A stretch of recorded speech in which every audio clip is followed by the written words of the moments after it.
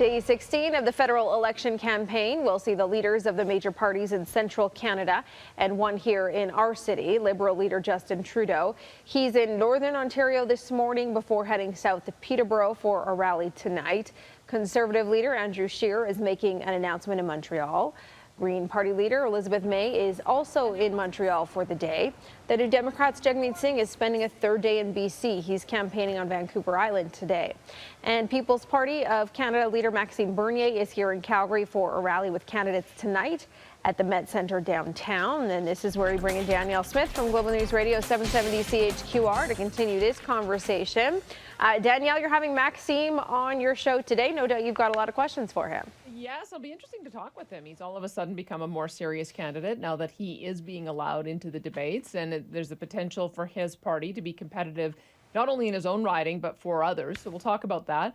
We will also talk, he's one of these interesting candidates that I can't quite figure out. I've watched his political career from the time he left Montreal Economic Institute, and he's really identified himself as a libertarian. And so there's certain expectations you have of the kind of policies that he'll put forward. He's always been very strong on the economy, very strong on free enterprise, but he has taken a bit of a turn since leaving the Conservative Party. He's really gotten into issues around climate change, taking a contrary position on immigration, being very, very not just critical of the illegal migrants coming across the border at Roxham Roads, but also a very aggressive strategy to reduce the number of immigrants that we bring to the country as well. So he's taken on some pretty controversial positions, and as a result, he's attracted some pretty kooky candidates. There's just another example today of somebody who made intolerant tweets. Now, I guess this is the problem now that we've got the prime minister who's been caught in blackface 3 times and he hasn't resigned. Anything any other candidate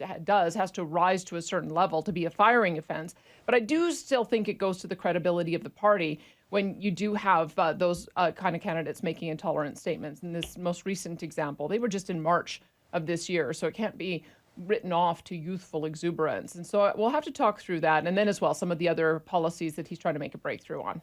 It's so many questions, Danielle. I mean, he's attacked Greta Thunberg, who's a 16-year-old on Twitter. He's made questionable comments on Twitter about immigration, as well as all of the connections to some hate groups from some of his candidates. Yeah. What do you plan to hear from him on that? When I spoke with him, he said, I don't have to defend myself against any of that. Well, it's interesting. It could be that he thinks that people will vote for him on the basis of him being a leader, but this isn't how parliamentary politics works. It's not a presidential campaign. I mean, it's something that in a presidential system or in a mayoral system you can get away with, because when people vote for you, they vote for you directly.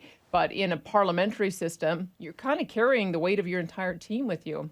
And if your team is weighing you down, you have to answer for it. So I'll see whether or not his answers are satisfactory to our listeners. I don't think that he's a mainstream party. I think there's actually a lot of people thinking if he had been the leader of the Conservative Party, the positions that he has taken are not ones that would build a large enough coalition in order to win. But he is offering a fringy type of perspective, but he is offering a perspective that none of the other political leaders are. And I think that's part of the attraction that he has, at least in certain pockets. Okay, yeah, fair enough. Have a good show today, yeah, Danielle.